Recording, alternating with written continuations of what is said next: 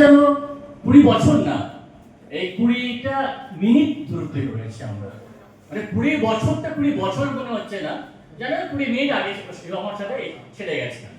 এমনই আমাদের একটা সম্পর্ক, এবং আমি চাইবো যে এই সম্পর্কটা আমাদের সমাজে থাক, সুন্দর দূরত্ব যেন না থাকে, আমরা এটাই কামনা করবো। এই মহোদয়ের কথা বলছি,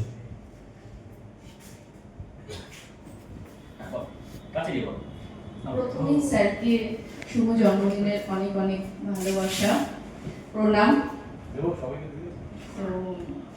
সত্যি আমি সব থেকে মনে হয় এখানে 2005-এর মনে হয় স্টুডেন্ট, আমরা 4 জন আছি এখানে।